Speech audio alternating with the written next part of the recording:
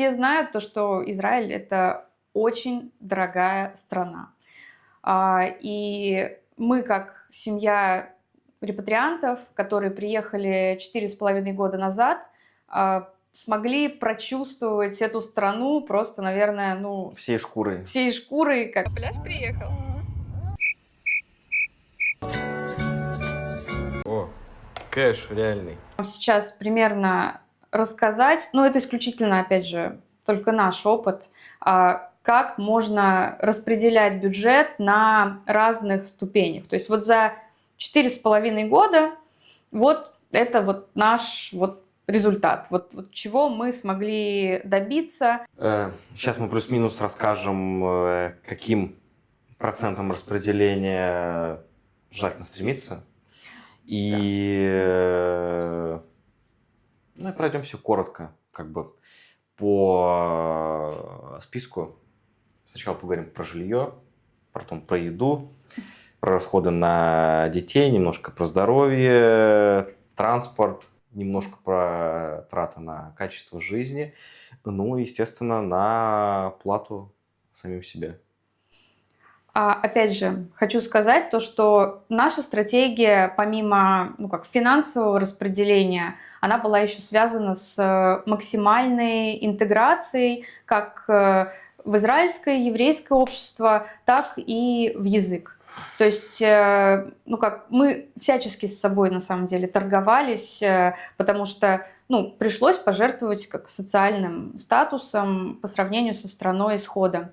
Но те рекомендации, которые мы вот сейчас даем, тот уровень жизни, который мы получаем, мы смогли получить только через язык. И дальше... контакты с израильтянами, с коренными, и жесткий удар в язык, в погружение в нашу культуру.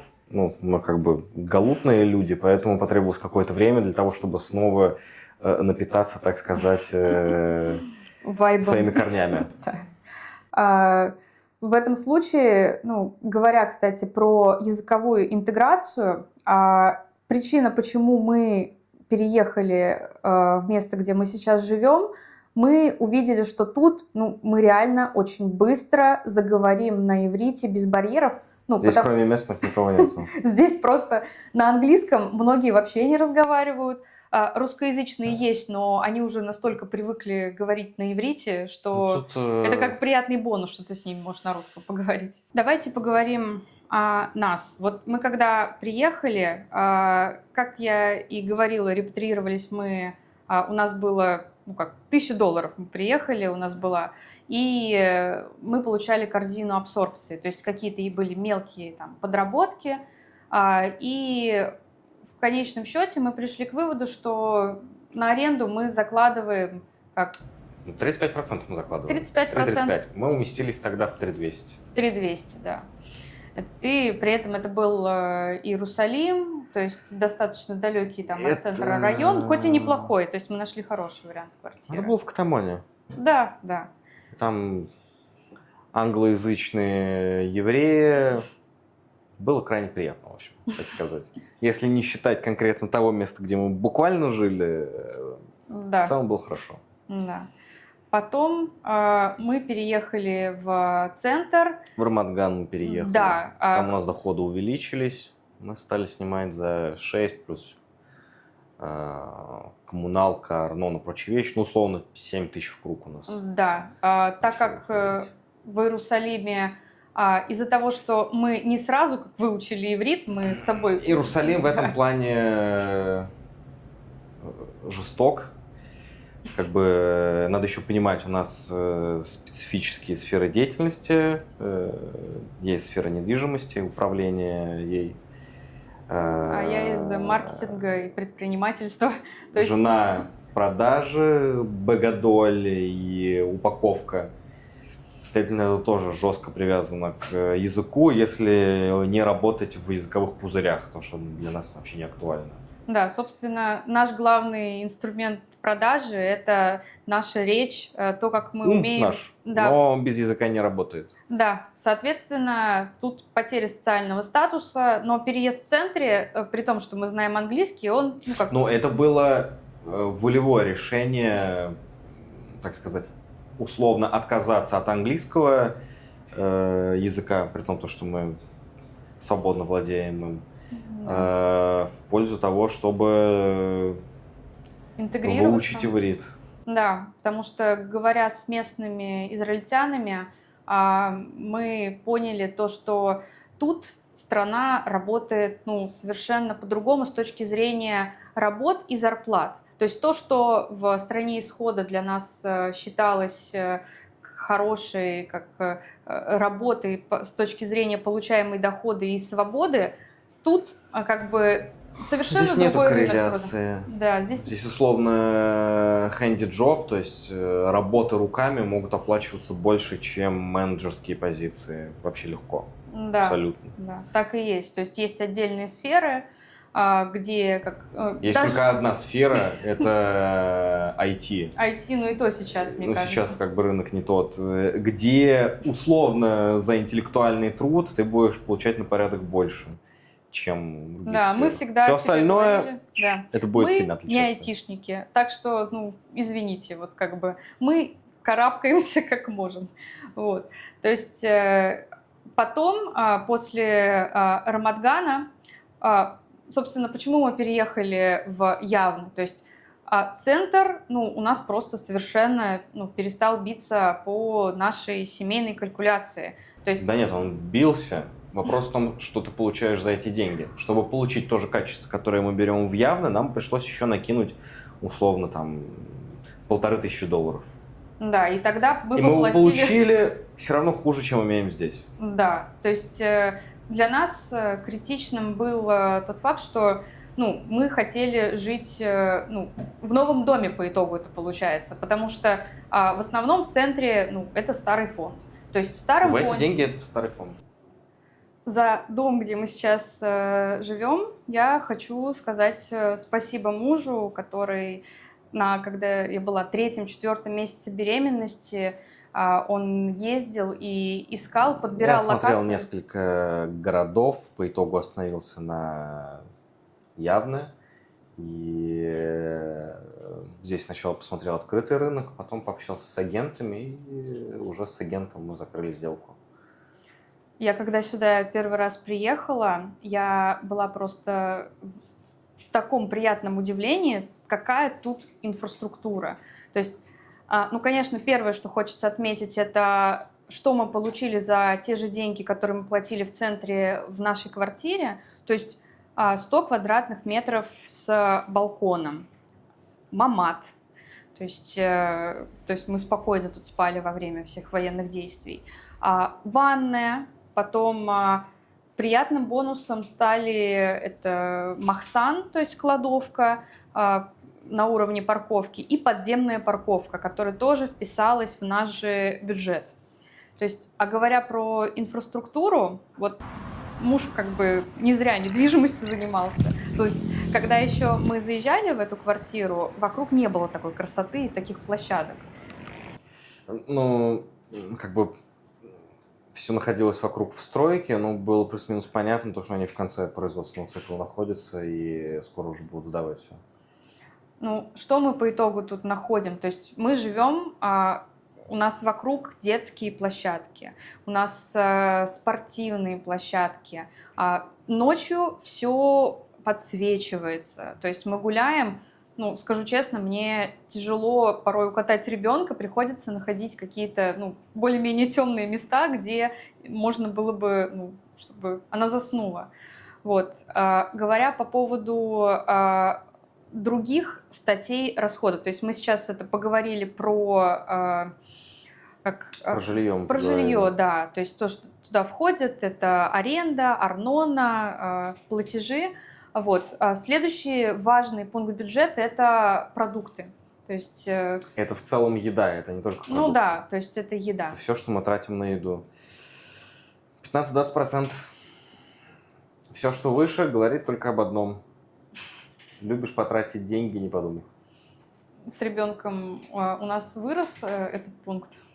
15-20%. Ну, в этом, примерно мы в этом вписываемся. диапазоне. Вписываемся. Вот. Дальше я не знаю, какая у кого ситуация в плане там, транспорта. Вот. Это тоже такая базовая вещь. В среднем 10% закладываем. Ну, в нашем случае в 10% входит и кредит на машину, и бензин, страховка. Полностью. Полностью. Полное содержание машины. Ну, я просто Уменьшается хочу в 10%. раскрыть, то есть просто вот этот расход транспорт, то есть для человека, возможно, который в стране не живет, он как бы не слишком очевидный, то есть хорошо, если вы купили машину, сразу оплатили, то есть вам не нужно платить кредит. Какие еще есть скрытые платежи? То есть вы платите налог, как это называется, за Решайон надо оплатить. Переведи на... Решайон – это разрешение на машину, на ее эксплуатацию. Ну, в данном случае мы платим за это сколько в год? 1700. По 2000. По 2000, да. То есть, и еще вы оплачиваете страховку. То есть, Страховка туда войдет? Страховка, кстати, это очень достаточно такой весомый пласт бюджета. То есть, не обязательно, смотря какую страховку делаешь. Ну, мы просто делаем полную. Ну да, у нас она выходит 8000, что ли, на Kia Stonic. Да. Вот. То есть дальше следующий пункт это у нас здоровье. Ребенок. Ребенок это интересно. Это, так сказать, тут широкая вилка. Да, просто от 5 до 20%. Если у вас нету детей, то в конце списка мы дойдем. Заплати себе, ты просто туда больше закидываешь. Если есть дети, то в этой части мы заплатим и за садик, и, возможно, за какую-то временную почасовую няню. Сюда войдут там памперсы, если дети маленькие, сюда войдут всякие занятия, прочие вещи. Давайте поговорим немножечко про родительскую боль. Я просто знаю очень много семей новых репатриантов, кто приехал только вдвоем и находится на распутье, там, ребенка там, заводить, не заводить, как бы в ближайшее время. Хочу сказать такую важную вещь, что планируйте свой бюджет прям досконально. Заранее. Мы были вообще в шоке, как тут работает система. То есть вам оплачивают только 3,5 месяца хувшат лиды декрета. Это если вы до этого проработали больше года. Да. Если не проработал, то за свой счет. Да. То есть максимум можете уходить с работы там, до полугода. Это с сохранением рабочего места. Вот. И потом... хотите вернуться на работу, у вас, здравствуйте, платные ясли в Израиле. До 3 лет мы платим, если вот в нашем городе сколько? 4000. 4200. Да, 4200. Это если до 1,5 года, грубо говоря, у ребенка платите около 4000. В центре может быть еще дороже. Я слышала, там и 5000. 5-6, да, может, больше. Это если просто государственные ясли, это как они под надзором государства. Государственных не будет. Да. Они просто будут под надзором, условным.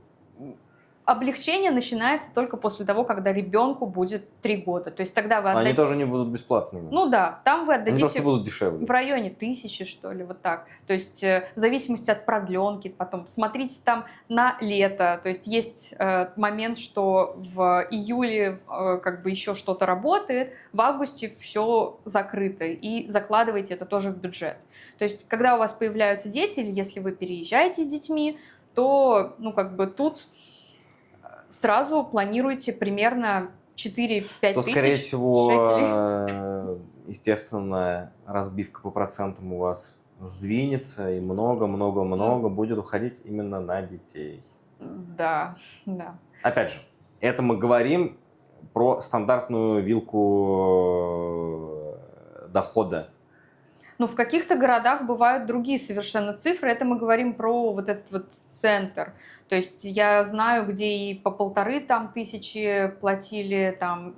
где-то в кибуцах. В кибуцах, да, в поселениях. То есть это частным там няням. Естественно, это не везде так, но вопрос именно место, куда вы переезжаете. То есть мы говорим как бы места, которые мы знаем, это Иерусалим, это Рамат-Ган и центр, это вот южнее, вот мы живем в Явне, в Ашдоде все примерно так же стоит, как бы, например. В Нетании тоже мы проверяли, цены как бы...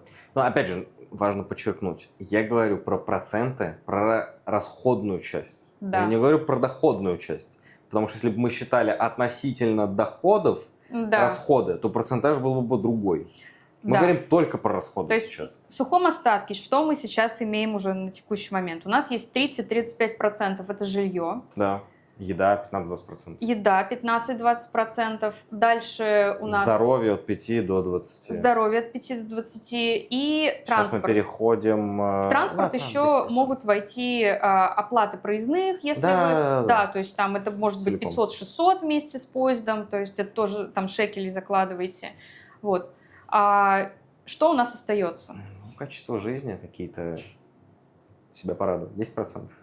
10%. Это как мы да, то есть это то, что мы себе там стараемся не отказывать в том, чтобы там попить кофе, там сидеть в кафе, там иногда съездить на винодельню или там сыры поесть на молочной ферме. Сыроварня. Да, там на пляж сходить, там кофе попить, то есть, ну, кофе, там родители, нам нужно много кофе, вот, то есть животных ну, мы тоже туда, как бы, наверное, отнесем. То есть закупы, вот, например, сейчас нам нужно платить за ветеринарку, и за ветеринарку тоже чуть-чуть набегает. Нет, это будет здоровье. Это все здоровье? Да. Ну, значит... Но опять же, это условное разделение. Как бы можно, конечно, прямо высчитывать каждый шекель, но здесь примерное раскидывание бюджета. То есть, условно, если я трачу там, $100 на еду собаки в полгода, конечно, можно это там учитывать дополнительно. Ну, такое.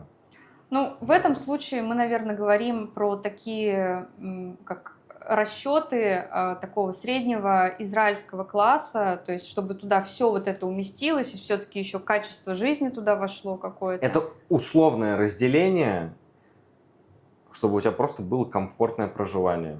Условное разделение. Мы не говорим сейчас про то, что как это будет работать в экономической теории, как это прямо правильно делать. Мы просто говорим, чтобы как бы, жить было комфортно и приятно. И это только наши измышления. Мы как бы будем очень рады, если вы поделитесь какими-то своими выводами. То есть мы поняли как бы жизнь в Израиле вот так. Как бы. И в плане... Нет, это просто конкретно здесь и сейчас, это оптимальный расчет. Да, то есть средний класс... Это не значит то, что он будет в будущем актуален, или то, что он абсолютно подходит, когда у тебя прямо совсем... Ну, без раташем, чтобы у тебя 50% твоего дохода уходило на вот это, а то и меньше, а остальное это был только, там, инвестиции, еще какие-то там подушки, то есть, Мы говорим только про расходную часть. Да. В плане среднего класса, чтобы, понимать, про какие цифры, вот лично у меня в голове это если семья получает где-то от 18 до 25 тысяч шекелей, наверное, это вот так. Наверное, 18 тысяч это по 9 тысяч на человека. Ну, зачастую как бы один зарабатывать может больше, то есть там 10-11, а если там жена с ребенком... Средневзвешенная по стране 14 тысяч шекелей. 14 тысяч шекелей бруто, заплатили налоги, условно 11 тысяч. Ну, давайте считать тогда от 18 до 20. От 20 до 30, условно. Да, потому что надо понимать, что масахнаса, налоги, то есть у вас все равно по итогу как бы зарплата, она, ужмется, как бы. В плане, если вдруг у вас после всего вот этого, что мы перечислили, еще остались деньги. Вот как бы к чему мы пришли, живя в Израиле, чтобы чувствовать себя спокойно, сбалансированно. Вот у нас за эту часть отвечаю не я, вот. И со мной бы ничего не осталось. Это, будьте уверены, мы бы все потратили. Мы и сейчас воюем. Мы бы все потратили на отпуск, потому что надо как-то... Мы бы уже сидели без штанов. Ты в штанах, так что неплохо. Вроде, пока как-то Да. Ничего, у тебя просто должна быть финансовая подушка. Ну, как... Классическая. Работаешь в найме, полгода расходов. И вот На куда, семью. куда Если эти- ты и вот- один на себя, если вы семья, значит на семью. То есть, ну, полгода они должны быть как вот в свободном доступе. Как, ну, ты мне всегда говорил. Желательно в моментальном. Желательно моментально. Ну, естественно, целиком держать все в наличке и просто на счету, наверное, кощунство. Поэтому какие-то мы как, инвестиционные Ну, иметь- варианты, да. которые из которых можно быстро вывести деньги, но максимально консервативные. Ну да, да, чтобы хотя бы, ну, инфляцию как-то перегнать. Опять же, это мы говорим про обычную финподушку. Мы живем в Израиле. Ну да. Здесь есть свои особенности, то, что еще должен быть, так сказать, неприкосновенный запас на полный локдаун. То есть я здесь закладываю то, что должна быть возможность оплатить выезд, если что, семьи, либо воздушным путем, либо морским. Господи, либо я по вот земле. сейчас просто так печально вспомнила. И это должно исходить из расчета, то, что у тебя ничего не работает, ты как бы в апокалипсис попал. Вот такой еще НЗ должен Я быть. просто как нутром там чувствовала, когда вот случился наш что первый Иран, которого мы все очень сильно испугались, то, что, ну, съездила и быстро как-то поменяла там доллары, евро, чтобы было, вот, и как бы наличку отложили мы, и потом как бы все закрылось, мы сидели все в бомбоубежищах. То есть, ну, я так понимаю, в нашем случае тут иногда имеет смысл и валюту иметь в доступе, то есть мало ли что. Смотря какой у тебя расчет. Валюта тебе нужна, если мы говорим про совсем, когда ситуация апокалипсиса, валюта тебе нужна для оплаты жизни где-то за границей. Ну Смотря да. что ты рассматриваешь как место, где можно, так сказать, более тихую гавань. Либо это еврозона, либо это зона другая, тогда тебе нужны Ну доллары. Да. Если мы говорим про обычную нашу финансовую подушку, то тебе нужны валютные вещи, чтобы снизить риски валютные. То есть гуляние курса шекеля и условно доллара. Поэтому тебе нужна какая-то валютная пара. Мы желаем вам, чтобы у вас оставалось как можно больше после всей расходной части. Вот, давайте надеяться, что у нас не будет вот этих вот черных там, дней, как бы, как это называется-то? Условный апокалипсис. Да, вот не будем мы про это вообще думать, говорить. Готовиться надо, естественно, к худшему, надеяться на лучшее. Тут Ну, как бы с Божьей помощью, как бы, Поэтому... так и живем, без раташем. Вот, по сути, все, что мы хотели сегодня рассказать. Спасибо большое за отклик и за теплые отзывы. Нам это очень приятно. Мы, честно, ну, даже не ожидали. Мы, как вы видите, ну, подготовились к тому, чтобы все было как бы на уровне и хорошо, но не ожидали, что будет такой, как бы... Ну, мы пока все равно еще разбираемся и с камерами, и со звуком, и с прочими вещами. Да, в процессе. Но уже вроде неплохо. Вот, всем спасибо. Подписывайтесь, дальше будут интересные ролики про наши путешествия, так сказать, кошерный гедонизм, как мы и сказали, то, что мы стараемся все-таки себя не обижать. Посмотрим, куда мы вливаем, так сказать, этот бюджет. Да. Все, всем всего доброго. Пока-пока.